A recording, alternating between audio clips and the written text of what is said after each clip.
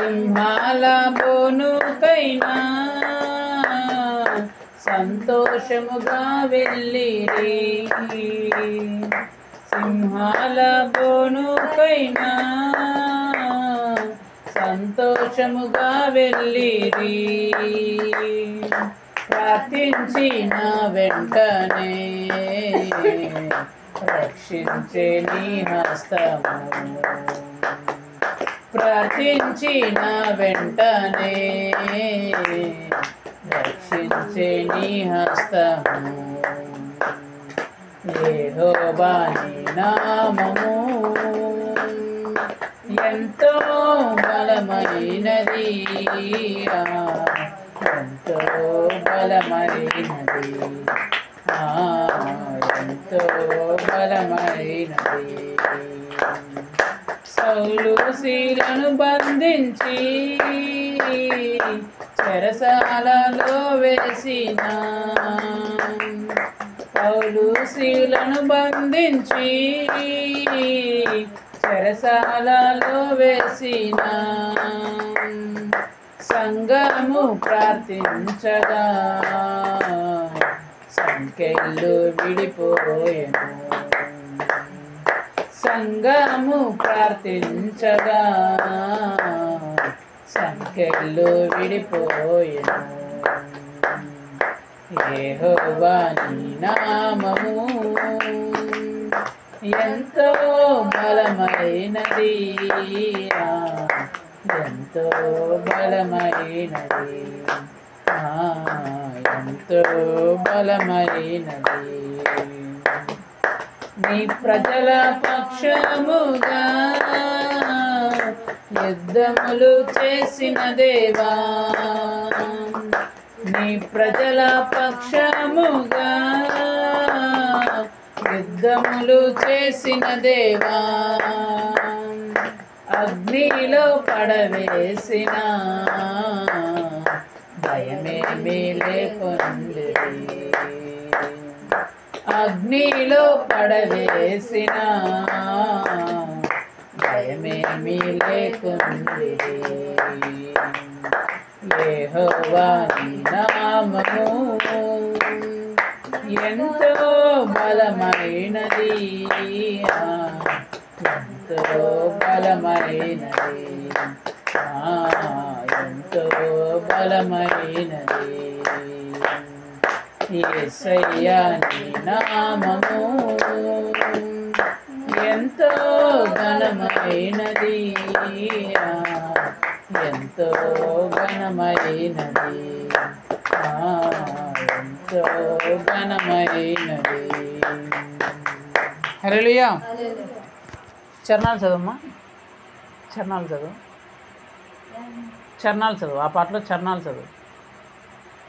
మోషే ప్రార్థించగా మన్నాను కురిపించితివి, యెహోవా ప్రార్థించగా సూర్య చంద్రుని ఆపితివి. నీ పక్షముగా నీ ప్రజల పక్షముగా యుద్ధములు చేసిన దేవా, అగ్నిలో పడవేసిన భయమేమి లేకున్నది. సింహాలు బోనుకైనా సంతోషంగా వెళ్ళిరి. ప్రార్థించిన వెంటనే రక్షించే నీ హస్తము. చెరసాలలో వేసిన సంకెళ్ళు బిగించిన సంఘము ప్రార్థించగా సంకెళ్ళు విడిపోయాను. హల్లెలూయా. ఇక్కడ 4 సంభవాలు చెప్పినారు. ఒకటి ఏంటంట, అగ్నిలో పడేసినారంట కొందరిని, కొందరిని సింహాల బోన్లో పడేసినారంట, కొందరిని చెరసాలంటే జైల్లో వేసినారంట, కొందరు అగ్నిలో పడిపోయినారు, కొందరు చెరసాల్లో పడిపోయినారు, కొందరు సింహాల బోన్లో పడిపోయినారు. అయినా సరే వాళ్ళందరూ రక్షింపబడ్డారంట. అగ్నిలో పడిపోతే ఎవరైనా రక్షింపడతారా? సింహాల బోన్లో పడితే ఎవరైనా రక్షింపడతారా? జైల్లోకి పోతే ఎవరైనా రక్షింపడతారా? ఈ మధ్య ఈ సంవత్సరం పోయిన సంవత్సరం ఒకటి తిరుపతి జూ పార్క్లో పులి ఉండే బోన్లో పడినాడు కదా ఒకతను. మీకు విన్నారా న్యూస్? పులి ఉండే బోన్లో పోతే ఆ పులి వచ్చి చంపేసి తినేసింది. అగ్నిలో ఫైర్ యాక్సిడెంట్లు జరుగుతుంటాయి. ఎవరన్నా అగ్నిలో పడితే కాలు చచ్చిపోతుంటారు. కానీ అక్కడ ఏం రాయబడింది? అగ్నిలో పడినారంట, సింహాల బోన్లో పడినారంట, జైల్లో పడ్డారంట, కానీ రక్షింపబడ్డారంట, కాపాడబడ్డారంట. అసలు ఆ పరిస్థితి ఎందుకు వచ్చినాయి వాళ్ళకి? అగ్నిలో పడాల్సిన పరిస్థితి ఎందుకు వచ్చింది? సింహాల బోను పరిస్థితి ఎందుకు వచ్చింది? జైలుకి వెళ్ళేంత పరిస్థితి ఏమొచ్చింది? ఏదైనా తప్పు చేస్తేనే కదా జైలుకి వెళ్ళాలన్నా, ఎవరు మనను అగ్నిలో వేసేయాలన్నా, సింహాల బోన్లో వేసేయాలన్నా ఒక తప్పు చేస్తేనే ఎవరైనా అట్లా చేస్తారు కదా. మరి వీళ్ళు సింహాల బోన్లో పడ్డారంటే, అగ్నిలో పడ్డారంటే, జైల్లో పడ్డారంటే వీళ్ళు ఏం తప్పు చేసినారు? ఏం తప్పు చేయడం వల్ల వీళ్ళు అట్లా ఆ పరిస్థితులు ఎదుర్కోవాల్సి వచ్చింది అనేది మనం తెలుసుకోవాలి. అప్పుడు ఈ పాట యొక్క అర్థం మనకి తెలుస్తుంది. సరేనా? సరే, ఈరోజు వాక్యంలోకి వెళ్దాం. దేవుడు ఏం మాట్లాడతాడో చూద్దాం. చెప్పినామా? ఏం చెప్పినాం? Very good. చప్పట్లు కొట్టండి, చప్పట్లు కొట్టండి. ఈరోజు కూడా దేవుడు దాని గురించి మాట్లాడతాడు. హల్లెలూయా. సరే, చూద్దాం, దాని గురించి చూద్దాం. మనం ఏ సువార్తను ధ్యానిస్తున్నాం? గట్టిగా చెప్పండి. Very good. మత్తయి సువార్త ఎన్నో అధ్యాయం? 10వ అధ్యాయం. 10వ అధ్యాయం 11వ అధ్యాయం? 10వ అధ్యాయంలో. సరే, చివరిసారిగా జరిగిన కుటుంబ ప్రార్థనలో దేని గురించి దేవుడు మాట్లాడినాడు? చివరి కుటుంబ ప్రార్థనలో ఎవరైనా గుర్తుంటే చెప్పండి. ఎవరు గుర్తులేదా?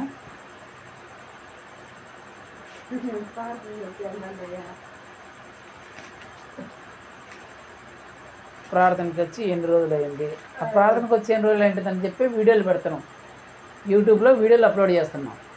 మీరు మర్చిపోతారనే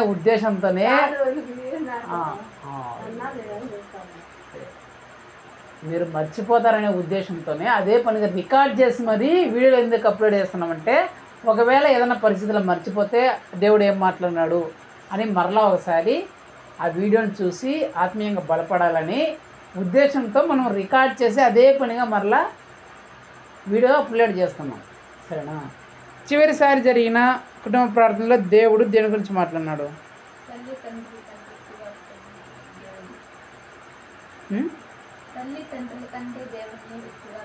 హల్లెలూయా. చెప్పలేడండి. ఎవరిని ఎక్కువగా ప్రేమిస్తున్నావు అనే దాని గురించి దేవుడు మాట్లాడినాడు. అంతే కదా? ఎవరిని ఎక్కువగా ప్రేమిస్తున్నావు, ఎవరికి ఎక్కువ ఇంపార్టెన్స్ ఇస్తున్నావు, నీ జీవితంలో ఎక్కువ ఇంపార్టెన్స్ ఎవరు ఇస్తున్నావు అనేది మీ ఇండ్లలో జరిగిన కుటుంబ ప్రార్థనలో దేవుడు మాట్లాడిన మాట. అంతే కదా?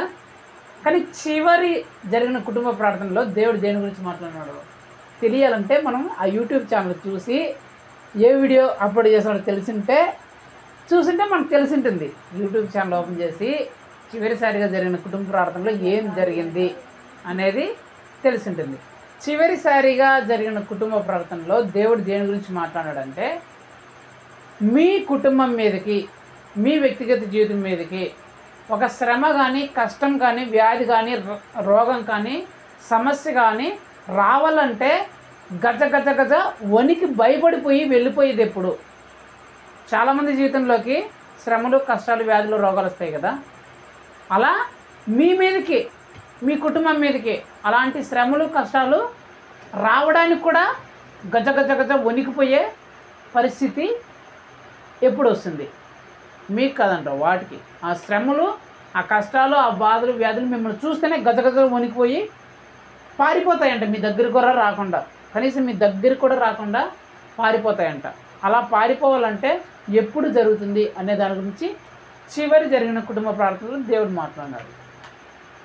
దానికంటే ముందు జరిగిన కుటుంబ ప్రార్థనలో దేవుడు దేని గురించి మాట్లాడాడంటే, దేవుడు మనల్ని ఏ విధంగా నడిపిస్తాడు, ఎలాంటి పరిస్థితుల్లో నడిపిస్తాడు, దేవుడు మనల్ని నడిపించే విధానం ఎలా ఉంటుంది అనే దాని గురించి దేవుడు అంతకుముందు జరిగిన కుటుంబ ప్రార్థనలో మాట్లాడినాడు. అర్థమైందా? దానికంటే ముందు ఏం జరిగిందంటే, సండే ఆదివారం ఆరాధనలో దేవుడు దేని గురించి మాట్లాడినాడంటే, మీరు ఎవరికి లోబడుతున్నారు, ఎవరిని ఎదిరిస్తున్నారు, ఎవరికి లోబడితే మీకు ఎలాంటి ప్రతిఫలం వస్తుంది అనే దాని గురించి మాట్లాడినాడు. దానికంటే ముందు జరిగిన కుటుంబ ప్రార్థనలో దేవుడు దేని గురించి మాట్లాడాలంటే, ఇప్పుడు మీరు చెప్పారే, దానికంటే ముందు జరిగిన కుటుంబ ప్రార్థనలో దేవుడు దేని గురించి మాట్లాడంటే ఇప్పుడు మీరు చెప్పారు కదా, నువ్వు ఎవరిని ఎక్కువగా ప్రేమిస్తున్నావు, నీ జీవితంలో ఎవరికి ఎక్కువ ఇంపార్టెన్స్ ఇస్తున్నావు అని చెప్పే దాని గురించి దేవుడు మాట్లాడాడు. హల్లెలూయా. సరే, ఈరోజు దేవుడు దేని గురించి మాట్లాడుతారో చూద్దాం. మత్తయి సువార్త 10వ అధ్యాయం 39వ వచనం. తన ప్రాణము దక్కించుకునేవాడు దాన్ని పోగొట్టుకుని, కానీ దాని నిమిత్తము తన ప్రాణము పోగొట్టుకునేవాడు దాన్ని దక్కించుకుని. హల్లెలూయా. తన ప్రాణమును దక్కించుకునేవాడు దానిని పోగొట్టుకొనును, కానీ నా నిమిత్తము తన ప్రాణము పోగొట్టుకునేవాడు దానిని దక్కించుకొనును.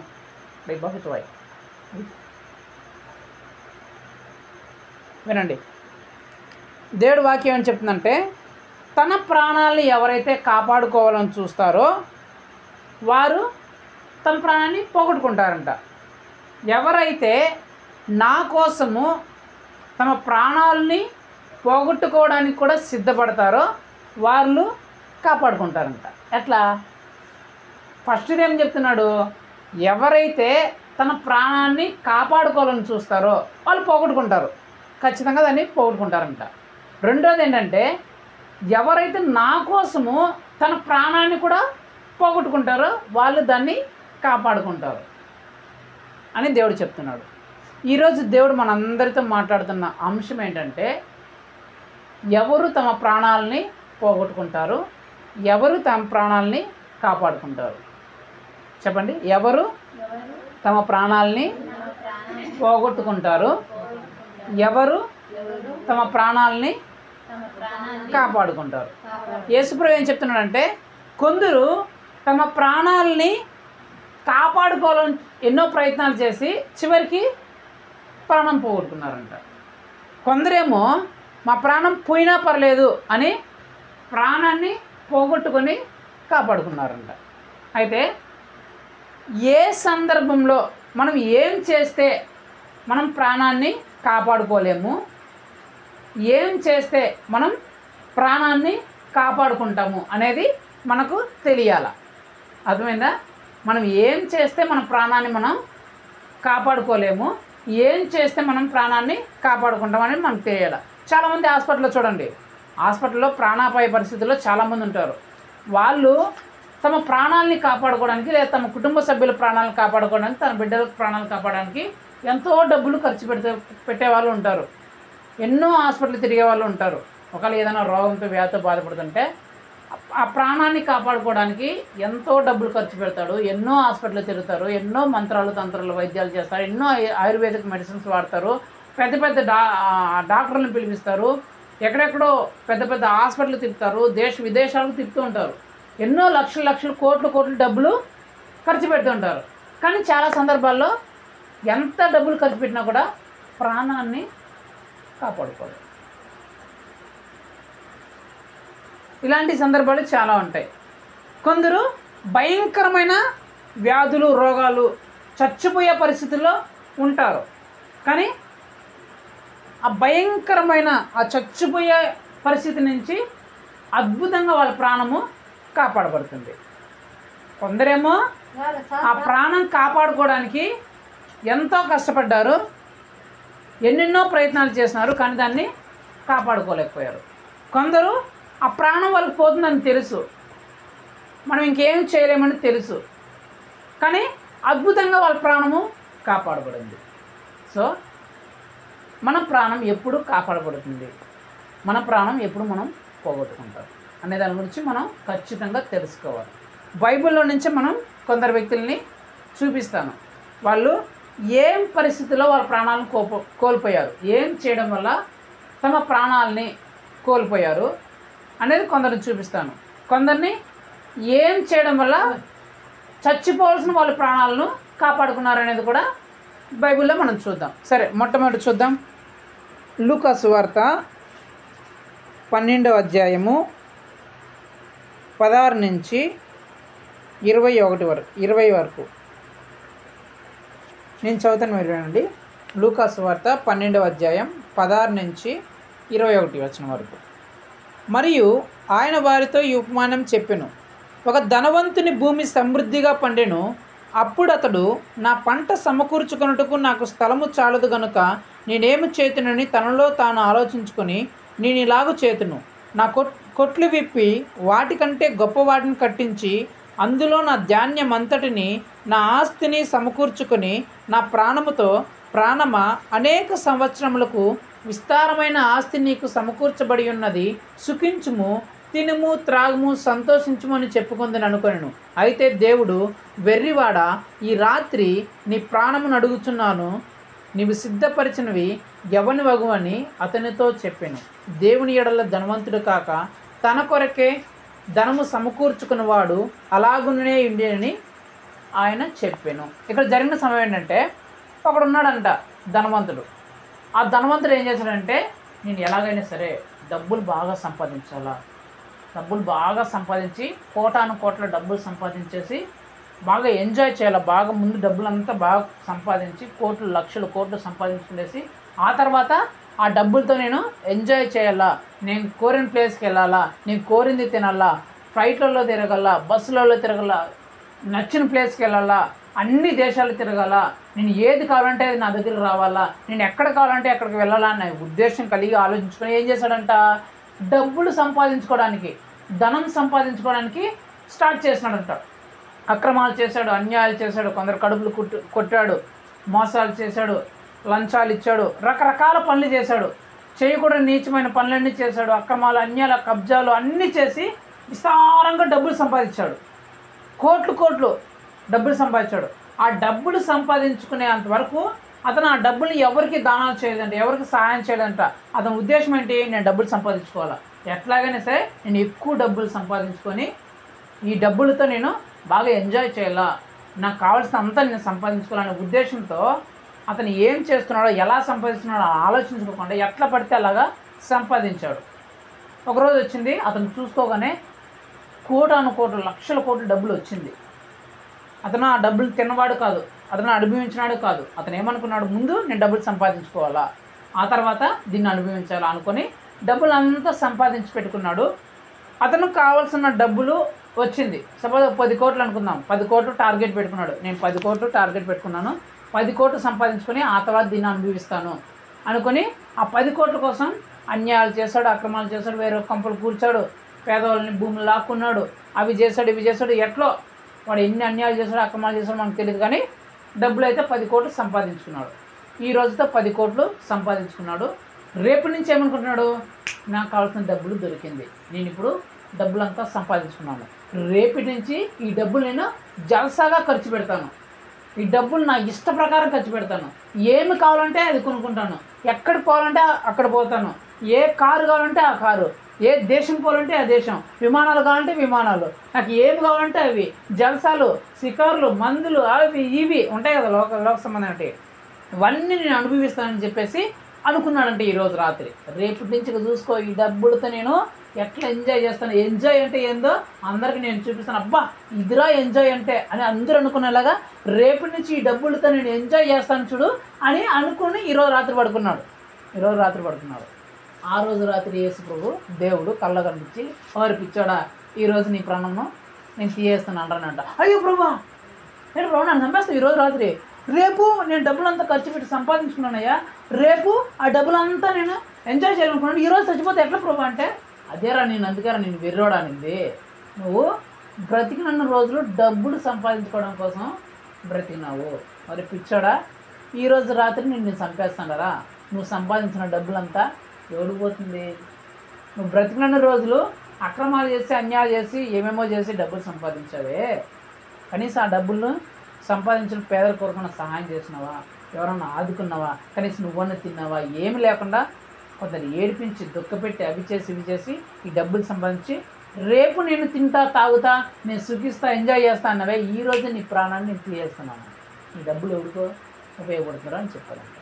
అంటే నేను మొట్టమొదటిగా ఏం చెప్పాలంటే, ఎవరైతే డబ్బులు ఈ లోక ఆశల కోసం, ఈ లోక ఆశల మీద పడి, ఈ లోక కోరికల మీద, ఈ లోక సుఖాల మీద అలవాటయ్యి డబ్బులు సంపాదించే దాని మీద ఎక్కువ కాన్సన్ట్రేషన్ ఉంటుంది, అదే ధ్యాసగా ఆ ధన వ్యామోహంలో పడిపోయి, ఎవరైతే ఈ లోక ఆశల్లో ఈ ధన వ్యామోహ కోరికల్లో పడి, అక్కడ దేవుడు ఏం చెప్తున్నాడు, దేవుని ఎడల ధనవంతుడు కాక ఈ లోక విషయంలో ఎవరైతే ధనవంతులు అవ్వాలని చూస్తారో, అంటే దేవుని విషయంలో నేను బలంగా ఎదగాల, ప్రార్థన విషయంలో కానీ, వాక్యము విషయంలో కానీ, ఆరాధన విషయంలో కానీ, దేవుని మాటలు వినే విషయంలో కానీ, ఆత్మీయత అనే విషయంలో కానీ, ఈ విషయంలో వాళ్ళు ఎక్కువ అభివృద్ధి చెందకుండా తినే విషయంలో, త్రాగే విషయంలో, కట్టుకునే విషయంలో, సంపాదించుకునే విషయంలో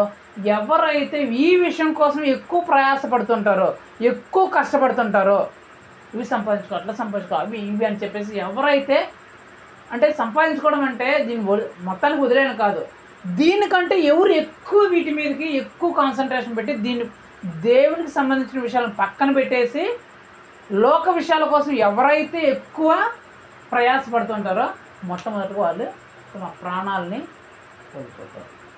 అంటే తమకు కావాల్సిన దాన్ని ఖచ్చితంగా కోల్పోతారు. అతను అనుకున్నాడు రేపటి నుంచి నేను ఎంజాయ్ చేస్తా, అది చేస్తా, ఇది చేస్తా అనుకున్నాడు. కానీ ఈరోజు రాత్రి అతని ప్రాణమే పోయింది.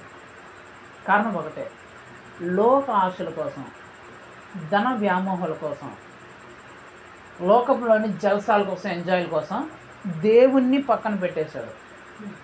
దేవుని ఎడల ధనవంతులు కాకుండా లోకంలో, లోక విషయంలో నేను ఎక్కువ సంపాదించుకోవాలా, ఎక్కువ నేను అనుభవించాలనే కోరిక కలిగి ఎవరైతే ఉన్నారో వాళ్ళేమయ్యారు, తన ప్రాణాన్ని కోల్పోయారు.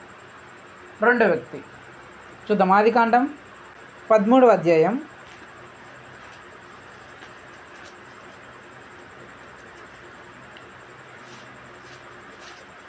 1 నేను చదువుతాను, మీరు వినండి. ఆదికాండం 13వ అధ్యాయం 1వ వచనం. అబ్రహాము తనకు కలిగిన సమస్తమును, తన భార్యను, తనతో కూడా లోతును వెంటబెట్టుకుని ఐగుప్తులో నుండి నెగబుకు వెళ్ళెను. అబ్రహాము వెండి బంగారములు పశువులు కలిగి బహధనవంతుడై ఉండెను. ఇప్పుడు 5, అబ్రహాము కూడా వెళ్ళిన లోతునకు గొర్రెలు, గొడ్లు, గుడారములు ఉండెను గనుక వారి కలిసి నివసించుటకు ఆ ప్రదేశము చాలకపోయెను. ఎందుకనగా వారి ఆస్తి వారి కలిసి నివసించలేనంతగా విస్తారమైండెను. అప్పుడు అబ్రహాము పశువుల కాపరులకు, లోతు పశువుల కాపరులకు కలహము పుట్టెను. 8, కాబట్టి అబ్రహాము, మనం బంధువులు గనుక నాకును నీకును, నా పశువుల కాపరులకు నీ పశువుల కాపరులకు కలహం ఉండకూడదు. ఈ దేశమంతయు నీ ఎదుట ఉన్నది కదా, దయచేసి నన్ను విడిచి వేరుగా నుండుము. నువ్వు ఎడమ తట్టుకు వెళ్ళిన ఎడల నేను కుడి తట్టుకును, నీవు కుడి తట్టుకు వెళ్ళిన ఎడల నేను ఎడమ తట్టుకు వెళ్ళదని లోతుతో చెప్పగా, లోతు తన కన్నులెత్తి యోర్దాను ప్రాంతం అంతటినీ చూచెను. యెహోవా సొదొమ గొమొర్రా అనే పట్టణములను నాశనము చేయకమునుపు సోయరు వచ్చే వరకు అదంతయు యెహోవా తోట వలనే, ఐగుప్తు దేశం వలనే నీళ్లు పారు దేశమై ఉండెను. కాబట్టి లోతు తనకు యోర్దాను ప్రాంతం అంతటినీ ఏర్పరచుకొని తూర్పుగా ప్రయాణము చేసెను. అటు వారు ఒకరికొకరు వేరైపోయిరి. ఇక్కడ జరిగిన సమయం ఏంటంటే, అబ్రహాము సహోదరు కుమారుడైన లోతు యేసుప్రభు చెప్పాడని చెప్పేసి కనాను దేశం ప్రయాణమై వెళ్తారు. తర్వాత అబ్రహామును దేవుడు ఆశీర్వదిస్తాడు. వెండి, బంగారం, మిక్కిలి పశువులు గలను మిక్కిలి ఆశతో బయలుదేరుతారు. ఆ దేశంలోనూ గొప్ప ధనవంతుడుగా అబ్రహాము మాట్లాడతారు. మా ఆయనతో నీకేమి, మీకేస్తా కొత్త సాగు కొనుక్కుందలే, దేవుడు మాట్లాడిన ఫస్ట్ రే చో ఇక్కడ పనికి మాలిన పనులు అన్నీ చిత్తగొట్టేస్తాట్లే. నువ్వు విన్నావు, విన్నోళ్ళు విన్నావు, వాడితేమ్మా నీకు దేవుని మాట్లాడినా తెలీదు, వాడు సాప్ బిక్కుంటున్నాడా? హల్లెలూయా. ఇప్పుడు ఏం జరుగుతుందంటే వాళ్ళిద్దరికి ఆస్తి ఎక్కువ అయిపోతుంది. దేనికి కారణం ఏంటి? యేసు ప్రభు ఆశీర్వదిస్తాడు. అబ్రహాం ఆశీర్వదిస్తే అబ్రహాం వలన లోతు కూడా ఆస్తి ఎక్కువ అయిపోతుంది. ఒకరోజు ఏం జరుగుతుందంటే ఇద్దరు గొడవ వస్తుంది. ఎవరికి? అబ్రహాంకి, లోతుకి కాదు. అబ్రహాం పశువులను కాస్తున్న పని మనుషులకి, లోతు పశువులను చూసుకుంటున్న పని మనిషికి వాళ్ళకి గొడవ వస్తుంది. వాళ్ళకి గొడవ వస్తే అబ్రహాం పిలిచి, అరే వాళ్ళ కాపర్లు గొడవ పడుతున్నారు, మన ఆస్తులు ఎక్కువ ఉన్నాయి కదా, గొడవ పడుతున్నారు, నువ్వు అట్లా గొడవ పడితే మనం బంధువులు కాదు, అట్లా గొడవ పడితే మనకే చాలా నష్టం జరుగుతుంది. కాబట్టి నువ్వు మంచి ప్లేస్ని చూసుకొని నువ్వు వేరొక దేశానికి వెళ్ళిపో, నువ్వు ఏ ప్లేస్ పోతే నేను నీకు ఆపోజిట్గా వేరే ప్లేస్కి పోతాను అని చెప్తాడు. అప్పుడు ఈ లోతు ఏం చేస్తాడంటే చెప్పిందే చాలనుకొని తనకు కలిగిన ఆస్తిని అంతటిని వెంట పెట్టుకొని సొదొమ గొమొర్రా ప్రాంతానికి వెళ్ళిపోతాడు. ఇది జరిగిన సంఘటన. తర్వాత కాలక్రమంలో మనం చూస్తే సొదొమ గొమొర్రా ప్రాంతంలో అదొక పాపిస్టి దేశం, పాపిస్టి ప్రాంతం. మీకు ఆల్రెడీ ఈ స్టోరీ అంతా తెలుసు, అంతా మీరు ముందే విన్నారు. ఆ దేశంలో జరుగుతున్న ఆ నీచమైన కార్యములను, ఆ చెడు పాపిష్టి, ఆ వ్యభిచార క్రియలను యేసు ప్రభు చూడలేక ఆ దేశాన్ని నాశనం చేసేయాలనుకుంటాడు. అగ్ని గంధకాలను కురిపించి ఆ పట్టణాన్ని నాశనం చేసేటప్పుడు లోతుని కాపాడాలని చెప్పేసి లోతుని తన కుటుంబాన్ని వెంట పెట్టుకొని బయటికి వెళ్ళిపోమని చెప్తాడు.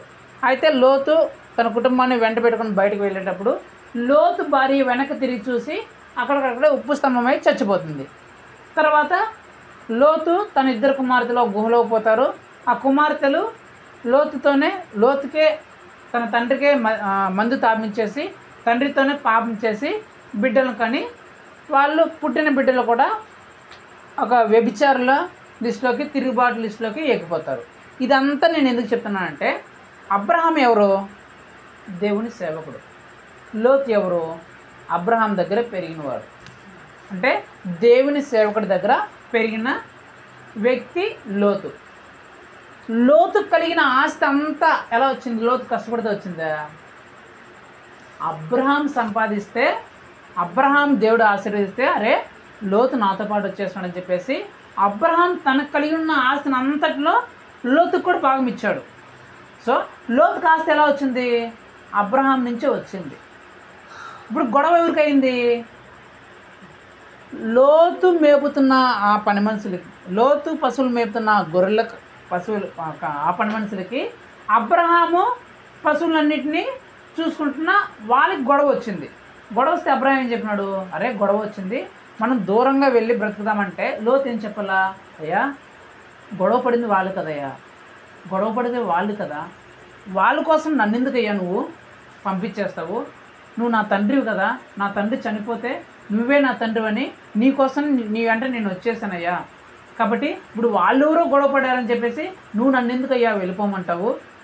కావాలంటే వాళ్ళు గొడవ పడాలని వాళ్ళని సర్ది చెప్తాను, వినలేదా? వాళ్ళ పనులను తీసేసి కొత్త వాళ్ళు పెట్టుకుంటాను, అంతేగాని నీ దగ్గర నుంచి నన్ను వెళ్ళగొట్టద్దయ్యా, నీ దగ్గర నుంచి నేను ఎక్కడికి వెళ్ళిపోగలను, నువ్వే కదా నాకు తండ్రివి అని చెప్పాల్సిన లోతు ఏం చెప్తున్నాడు?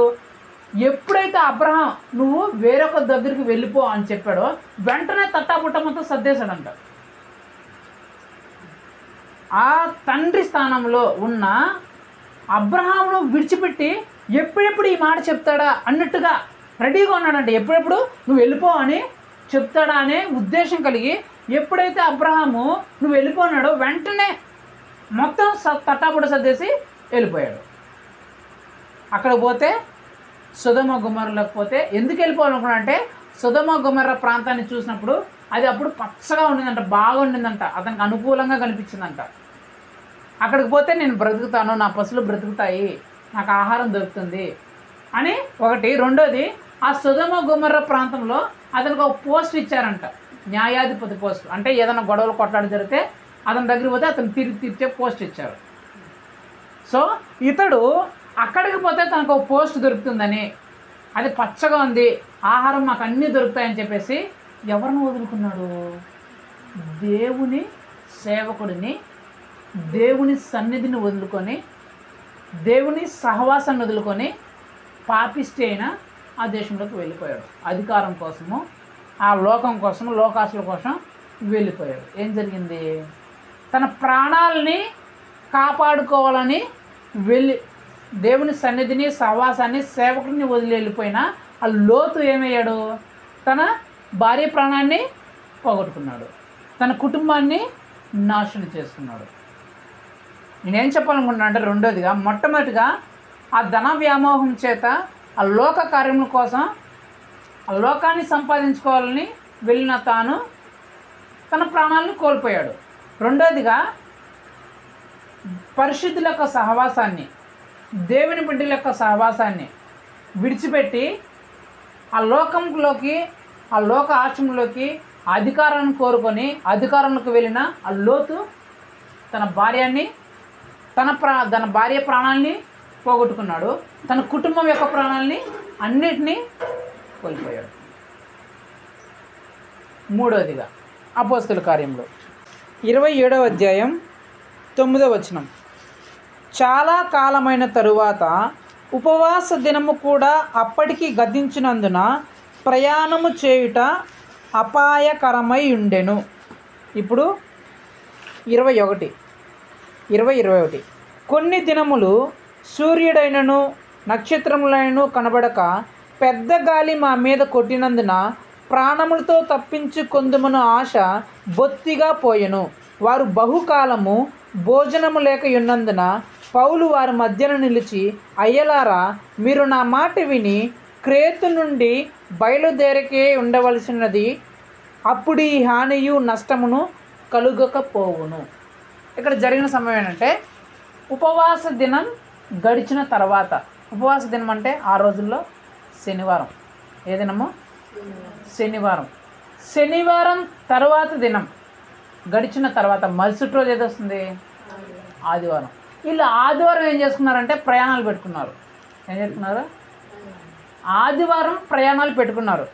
పౌలు అక్కడికే చెప్పాడు, ఆదివారం ప్రయాణాలు పెట్టుకోకూడదు, ఆదివారం ఏ పనులు పెట్టుకోకూడదు, ఆదివారము ఇది దేవుని సన్నిధి, ఇది దేవుని రోజు, మనం దేవుణ్ణి ఆరాధించాలా అని పౌలు చెప్తే వీళ్ళు వెళ్ళలేదంట.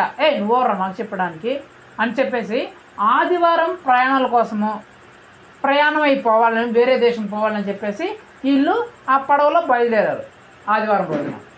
ఆదివారం రోజున వాళ్ళు ప్రయాణమై పడవలో పోతే సముద్రంలో మధ్యలో ఉండగా గొప్ప పెనుగాలు వచ్చేసింది, గొప్ప తుఫాను.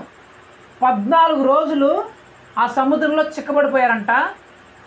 జోరమైన తుఫాన్లో ఎప్పుడు చచ్చిపోతామో తెలియని పరిస్థితి. వాళ్ళు నడుపుతున్న పడవ బద్దలైపోయింది, ఎక్కడ మొత్తం నీళ్ళు వచ్చేసాయి. వాళ్ళే చెప్తున్నారు ఇక మనం చచ్చిపోతాము అని చెప్పేస్తున్నారు. 14 రోజులు ఎవరు అన్నం తినలేదంట, నీళ్లు తాగలేదంట, తుఫాన్లో చిక్కబడిపోయినారు. ఆ సమయంలో 14 రోజులు కనీసం సూర్యుని కూడా చూడలేదంట. అంటే సూర్యుని ఎప్పుడు చూడలేము మనం? విస్తారమైన వర్షం పడేటప్పుడే కదా సూర్యుడు ప్రతిరోజు వస్తారు, కానీ మనకి ఎప్పుడు కనిపించడు? మబ్బులు ఎక్కువ ఉన్నప్పుడు, ఎక్కువ వానపడుతుంటే సూర్యుడు కనిపించడు. అలాంటి పరిస్థితి. నడి సముద్రంలో ఉండిపోయినారు. విస్తారమైన వర్షము, తుఫాన్లు లేచాయి, ఓడ బద్దలైపోయింది. ఎప్పుడు ఆ సముద్రంలో మునిగిపోతారో వాళ్ళకే తెలియదు. సముద్రంలో మునిగిపోతే ఇంక చచ్చిపోవడమే. ఏమైనా బతుకుతారా? ఖచ్చితంగా చచ్చిపోతారు. సముద్రంలో, నడి సముద్రంలో ఉన్నది, తుఫాను వచ్చేసింది.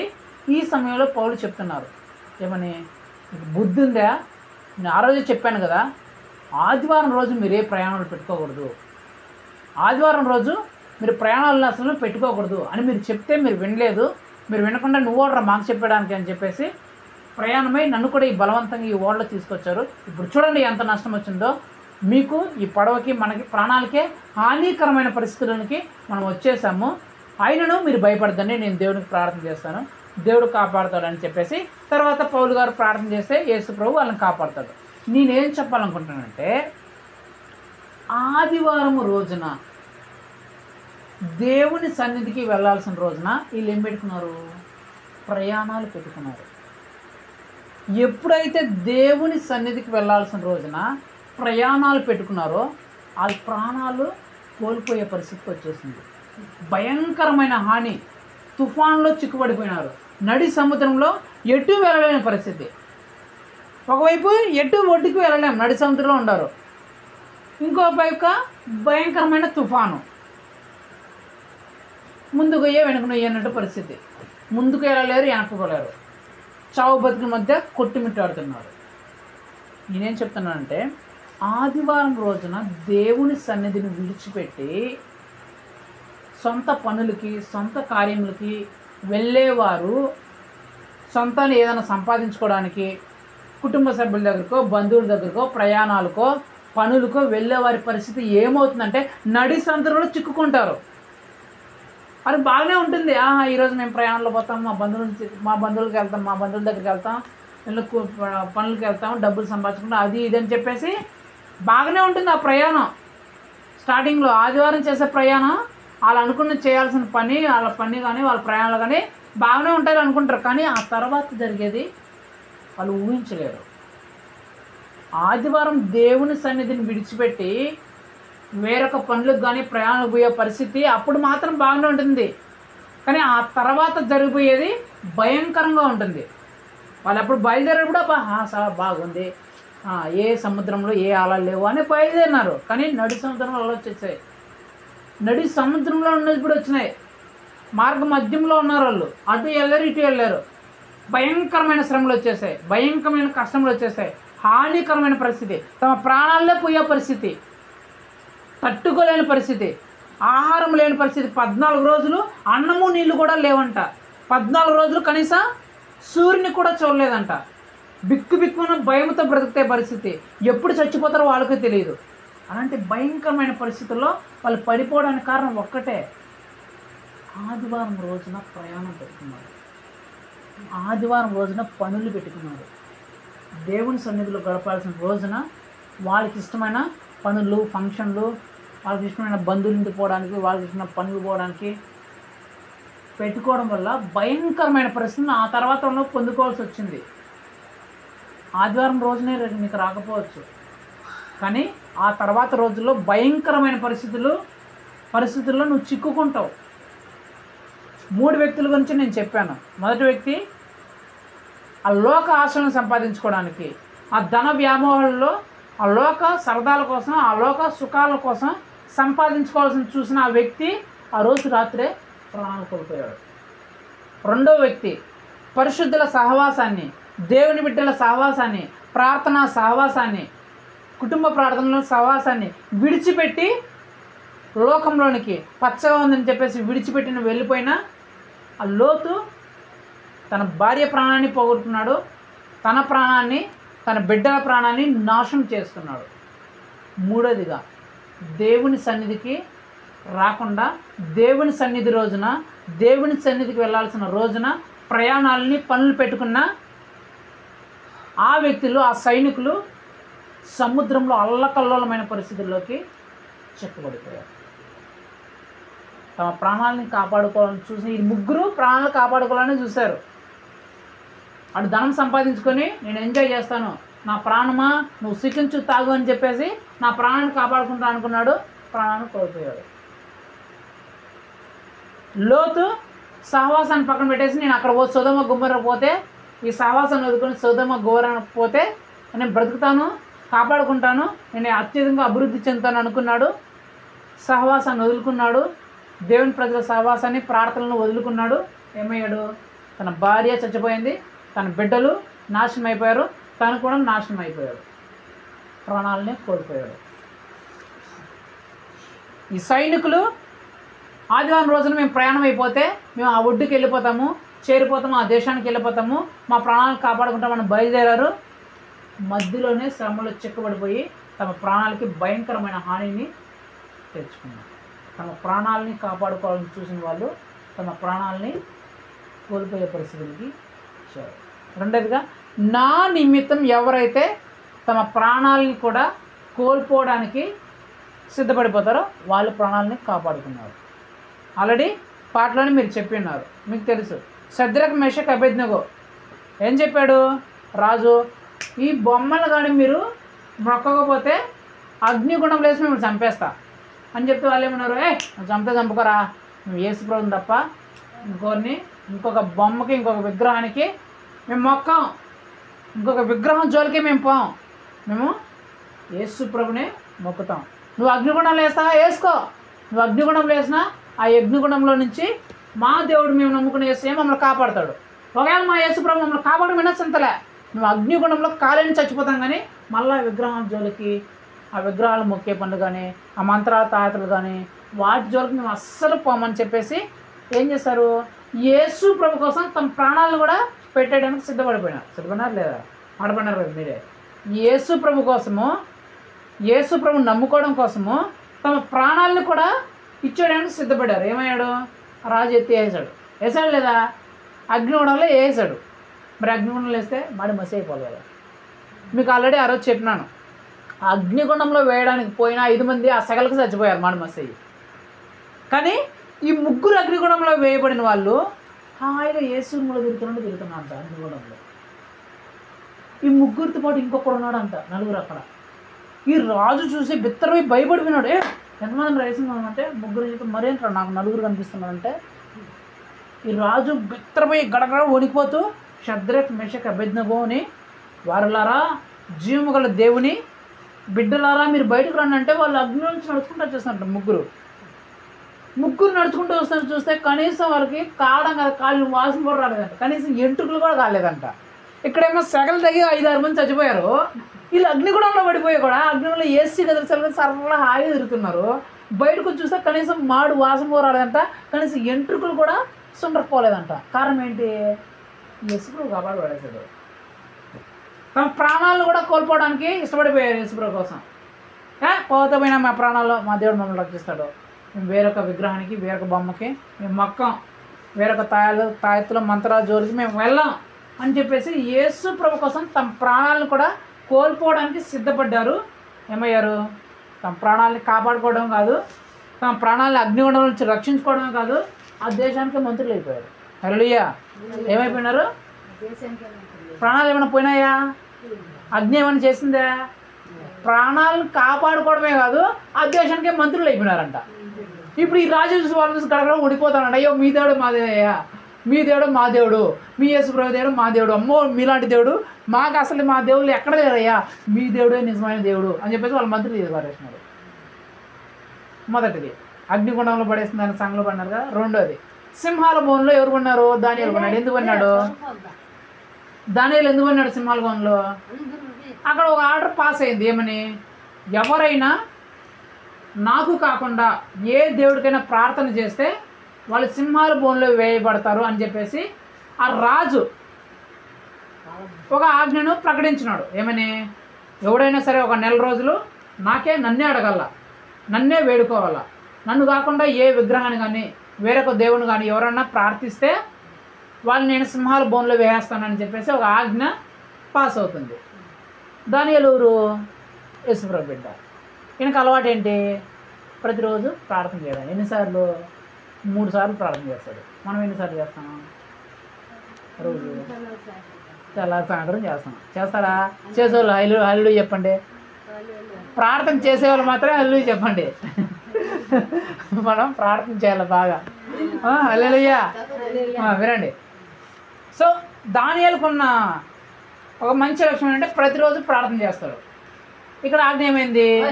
ఒక 1 నెల రోజులు ఎవరు ఏ దేవుడికి ప్రార్థన చేయకూడదు, ప్రార్థన చేస్తే సింహాల బోన్లో వేస్తారు అని ఆజ్ఞ పాస్ అయింది. దానియేలు ఏం చేస్తున్నాడంట? ఎప్పుడైతే ఈ విషయం తెలిసిందో ఎవరైనా ప్రార్థన చేస్తే వాళ్ళు సింహాల బోన్లో వేయబడతారు, ఏ దేవుడికి ప్రార్థన చేయకూడదు 1 నెల రోజులు అని ఈ ఆజ్ఞ బయలుదేరినప్పుడు, ఈ ఆజ్ఞ దానియేలు విన్నప్పుడు ఏం చేసినాడు? తలుపులు వేసేసి డోర్లన్నీ మూసేసి, అమ్మో నేను ప్రార్థన చేస్తే ఎక్కడ తెలిసిపోతుందని చెప్పేసి మొత్తం డోర్లన్నీ వేసి లోపలికి ఒక గదిలో కూర్చొని గట్టిగా ఏడ ప్రార్థన చేసి అందరికి వినిపిస్తుంది చెప్పేసి మనసులో, ప్రభా ఈసారి 1 నెల రోజులు ప్రభా, 2 నెల రోజులు నేను గట్టిగా ప్రార్థన చేయలేనయ్యా, బయటకు వచ్చి ప్రార్థన చేయలేనయ్యా, 2 నెల రోజులు ప్రభా, ఆ తర్వాత మళ్ళీ బాగు చేసుకుంటాను ప్రభా అని చెప్పాడా? ఏం చేస్తాడు తెలుసా? వచ్చి కిటికీలు తీసేశాడంట. కిటికీలు తీసేసి మోకాళ్ళ మీద కూర్చొని యెరూషలేము తెలిసి గట్టిగా ప్రార్థన చేస్తున్నట్ట. యేసయ్యా జీవము గల దేవా నీకు స్తోత్రములయ్యా, ఎంతవరకు నన్ను కాపాడిన దేవా నీకు స్తోత్రమయ్యా, మమ్మల్ని పోషించిన దేవా నీకు స్తోత్రం అని చెప్పేసి కిటికీలు తెరిచి మరి అందరికి వినిపించేలాగా ప్రార్థన చేస్తున్నాడు. రాజు ఏమని చెప్పినాడు? ఎవడైనా నాకు కాకుండా ఎవరికైనా ప్రార్థన చేస్తే సింహాలు బోనే మీకు, సింహాల చేత చచ్చిపోతారు అని చెప్పాడు. ఇప్పుడు దానియేలు ఏం చేసినాడు? ఓరే నాయన నువ్వు చంపుకోరు నాయన, నేను ప్రార్థన చేసేది అయితే ఆపను అని చెప్పేసి తన ప్రాణాలకి యేసుప్రభు కోసం తెగించేశాడు. ఏమయ్యాడు? ఎప్పుడైతే తన ప్రాణం పోతుందని తెలిసినా కూడా ప్రార్థన చేసే విషయంలో తలుపులు తెరిచి మరీ అందరికీ వినిపించేలాగా ఎప్పుడైతే ప్రార్థన చేశాడో ఏం జరిగింది? ఏం జరిగింది? సింహాల బోన్లో పడ్డాడు. దేవుని కోసం నిలబడి ప్రార్థన చేయొద్దన్నా కూడా ప్రార్థన కోసం నిలబడితే ఎక్కడ పడ్డాడు? సింహాల బోన్లో పడిపోయాడు. సింహాలు ఎలాంటి సింహాలు అంట, వాటికి 40 రోజుల నుంచి ఆహారం లేదు. ఎప్పుడెప్పుడు ఏదో ఆహారం దొరికిందో చంపేద్దాం లెక్కలో ఉన్నాయి.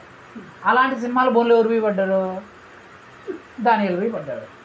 దానియేలు పోతే సింహాలు గమ్మున ఉంటాయా? ఆహారంతో భయపడే సింహాలు చీల్చి చెంటాడు, ఎముకలు కూడా మిగలకుండా తినేస్తాయి కదా, ఎముకలు కూడా మిగలకుండా మా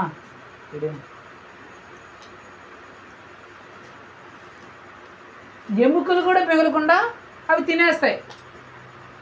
ఎప్పుడైతే దానియేలు ఆ సింహాల బోన్లోకి వేసారో ఆ సింహాలు అన్నీ దానియేలు దగ్గరికి వచ్చేసి ఏం చేస్తున్నాయి తెలిసిన? తోకలతో ఊపుతున్నాయంట గాలి. ఎవరికి? హల్లెలూయా. తోకలతో దానియేలుకు గాలి ఊపుతున్నాయంట. ఎందుకు? గుహ కదా, గుహలో ఉన్నాడు. గుహలో అంటే వేడి. మనవాడు ప్రార్థన చేసుకొని వచ్చాడు. ఇవి వచ్చేసి దానియేలు గారండి మీకు ఏమైనా వేడిగా ఉందా? మీకు తోకలతో ఊపుతా, మీకు గాలి వస్తుందని చెప్పేసి తోకలతో ఊపుతున్నాయంట. ఏం చేయాల్సిన సింహాలు? ఎముకలు కూడా మిగలకుండా నమిలి మింగేసిన సింహాలు ఇప్పుడు ఏం చేస్తున్నాయి? తోకలతో ఊపుతున్నాయి. ఇంకొక సింహం వచ్చి దానియేలు గారిని మీకు ఏమైనా నిద్ర వస్తుందా? మీకు తలదండ వేసుకునే అలవాటు ఏమన్నా? అయితే నా కడుపు మీద పడుకోండి అని చెప్పేసి ఒక సింహం పడుకుంటుందంట. తల పెట్టుకొని తలదండలాగా పడుకుంటుందంటే ఇంకో తలదండలాగా మారిపోతుందంటే ఇంకో సింహం. పొద్దున్న లేచి రాజు వచ్చి జీవం గల దేవుని సేవకుడైన దానియేలు, సింహాల బారి నుంచి నువ్వు కాపాడబడ్డావా? నీ దేవుడు నిన్ను రక్షించాడంటే రాజు చిరంజీవుని కాక నా దేవుడు ఈ సింహాల బారి నుంచి నన్ను రక్షించాడని చెప్పాడంట. ఎక్కడుండి? సింహాల బోడిలో ఉండి, సింహాల మధ్య ఉండి నా దేవుడు నన్ను రక్షించాడు అని చెప్పేసి దానియేలు సాక్ష్యం చెప్తున్నాడు. యేసు ప్రభు కోసం తన ప్రాణాలను లెక్క పెట్టలేదు దానియేలు. తన ప్రాణాలను పోగొట్టుకోవడానికి కూడా సిద్ధపడిపోయాడు. మరి సింహాలు ఏమన్నా హాని చేసాయా? ప్రాణం ఏమైనా పోయిందా? ప్రాణం కాపాడుకోవడం కాదు కదా, ఆ దేశానికి ప్రధానమంత్రి అయిపోయాడు అంట. హల్లెలూయా. ఏమైపోయాడు?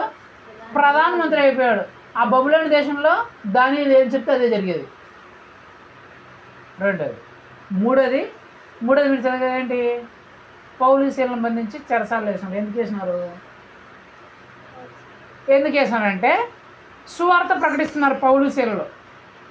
యూదయ దేశమంతా, ఆ యూదయ రోమా పట్టణంలో సువార్త ప్రకటిస్తుంటే, దేవుని గురించి ప్రకటిస్తుంటే, యేసే దేవుడు మీరు నమ్ముకోండి, యేసు మిమ్మల్ని రక్షిస్తాడు, మీ విగ్రహాలు విడిచిపెట్టండి, విగ్రహాలు పూజించండి, యేసే నిజమైన దేవుడు అని చెప్పేసి సువార్త ప్రకటిస్తుంటే అనుజనులు ఉంటారు కదా, విగ్రహాలు నమ్ముకునే వాళ్ళు చిగురు ఎత్తుకుపోయి వచ్చేసి నువ్వు యేసే దేవుడు అని ప్రకటించకూడదు, మా ఊర్లో మీరు సువార్త ప్రకటించకూడదు అని చెప్పేసి వాళ్ళు చంపేయాలని చెప్పేసి చెరసాలలో వేసినారు. ఏం చేస్తున్నారు? వాళ్ళు సువార్త ప్రకటిస్తున్నారని చెప్పేసి, వాళ్ళు చంపేయాలని చెప్పేసి వాళ్ళు పట్టుకొని జైల్లో వేశారు. సువార్త ప్రకటిస్తున్నందుకు, యేసుక్రీస్తు సువార్త ప్రకటిస్తున్నందుకు వాళ్ళని చంపేయాలని చెప్పేసి జైల్లో వేశారు. ఇప్పుడు జైల్లో వేస్తే ఏం చేయాలా? ఏసయ్యా నువ్వేందో ఏసయ్య ఎలా చేసినావు? నీ సువార్తను ప్రకటిస్తుంటే నువ్వు కాపాడాల్సిన పోయి మమ్మల్ని ఇప్పుడు జైల్లో వేస్తావా? ఏమయ్యా ఇదేనా? మేము ఏదో నిన్ను నమ్ముకుంటే బాగవుతాము, నీ సువార్తను ప్రకటిస్తే మాకు మంచి పేరు వస్తుందని చెప్పేసి మేము మీ సువార్త ప్రకటిస్తే లేకలే ఈ జైల్లో పడేసేవిందయ్యా, ఏం దేవుడయ్యా అని తిట్టలేదంట. వాళ్ళు ఏమంటున్నారంట? ఆ జైల్లో పాటలు పాడుతున్నారు. ఇప్పుడు పాడింది ఆ పాటే, యెహోవా నీ నామము ఎంతో ఘనమైనది అని చెప్పి ఉత్సాహంతో సంతోషంతో పాటలు పాడుతున్నారు. ఎక్కడ కూర్చొని? జైల్లో కూర్చొని. ఎందుకు జైల్లోకి వచ్చినారు? యేసుక్రీస్తు సువార్తను ప్రకటించినందుకు చంపబడాలని, వాళ్ళు చంపేయాలని చెప్పేసి జైల్లో కూర్చున్నారు. వీళ్ళు ప్రాణాలు తెగించి యేసుప్రభు కోసం జైలు కూర్చొని పాటలు పాడుతున్నారు. ఏం జరిగింది? జైల్లో భూకంపం వచ్చేసింది. ఏమొచ్చింది? భూకంపం వచ్చేసి ఆ జైలు మొత్తం కూలిపోయిందంట, ఆ సంఖ్యలు మొత్తం విడిపోయినాయంట, అంతా ఎట్లా పడితే అట్లా అయిపోయిందంట. ఎట్లా పడితే అట్లా అయిపోతే ఆ జైలు అధికారి భయపడిపోయినాడు.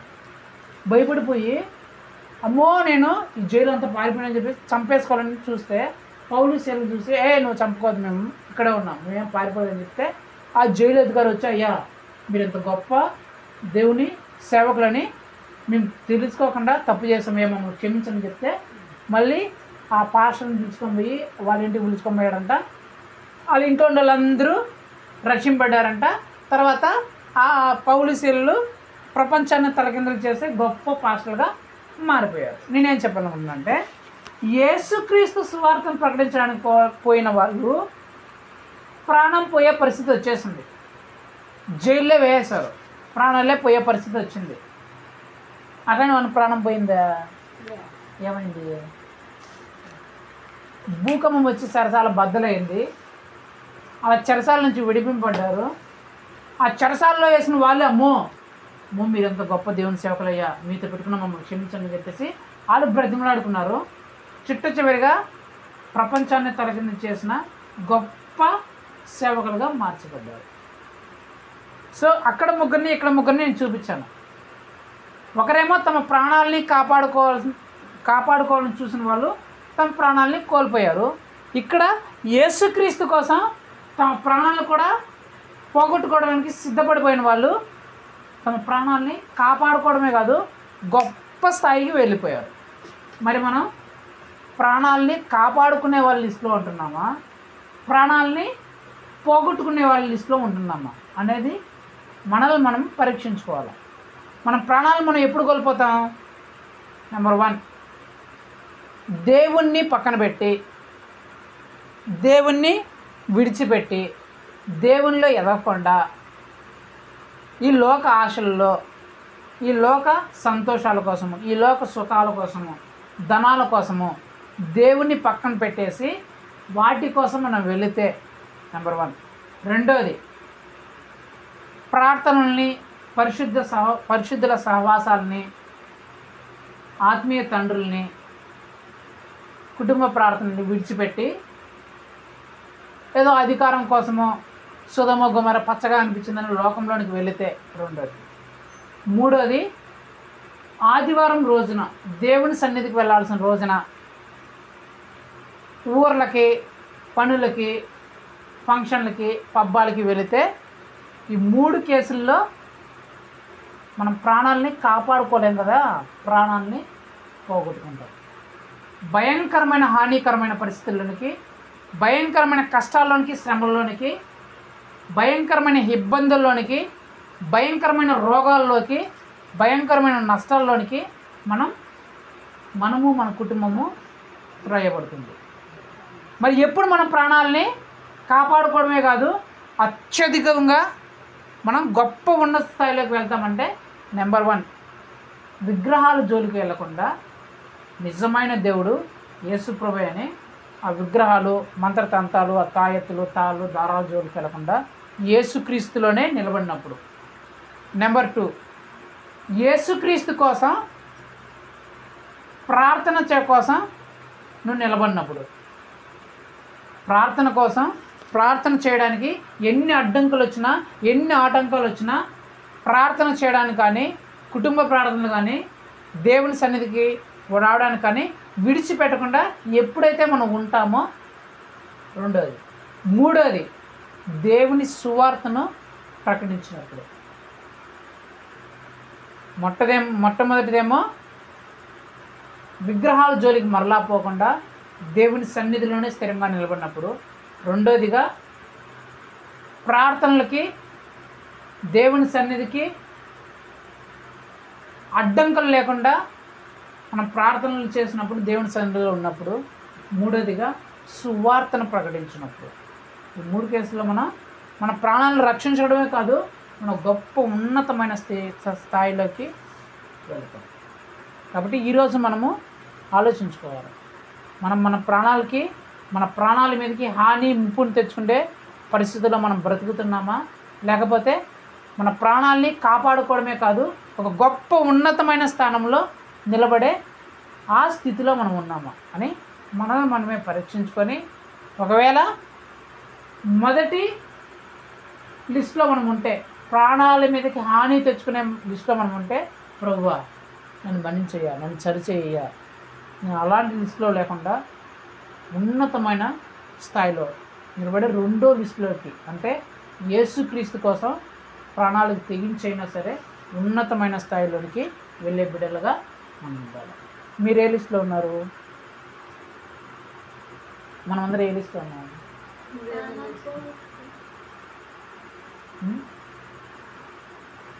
మనం ప్రాణాలని కాపాడుకున్న వాళ్ళ లిస్టులో ఉన్నాం. ఎందుకు? మనం యేసుక్రీస్తు కోసం లోకాన్ని ఎదిరిస్తున్నాం, యేసుక్రీస్తు కోసం విగ్రహాలను విడిచిపెట్టాం, యేసుక్రీస్తు సువార్త కోసం ఎవరినైనా మనం లెక్క చేయట్లేదు. ప్రార్థనల కోసం, కుటుంబ ప్రార్థనల కోసం, చర్చికి వెళ్ళడం కోసం మనం ఎలాంటి పరిస్థితులైనా పక్కన పెట్టేసి మరి దేవుని కోసం ప్రయాసపడతాం. కాబట్టి మనం ఏ లిస్టులో ఉన్నాం? మన ప్రాణాలని, మన కుటుంబ ప్రాణాలని క్షేమంగా కాపాడుకుని ఉన్నతమైన స్థాయిలోకి వెళ్ళే లిస్టులో మనం ఉన్నాం. కాబట్టి ఆ లిస్టులోనే మనం ఉండాలా, ఆ స్థితిని మనం కాపాడుకోవాలి. అలా కాపాడుకుంటూ దేవుని సన్నిధిలో మనం ఉన్నతమైన స్థానంలో నిలబడాలని ప్రార్థన చేసుకున్నాం. కళ్ళు మూసుకొని ప్రార్థన చేసుకున్నాం.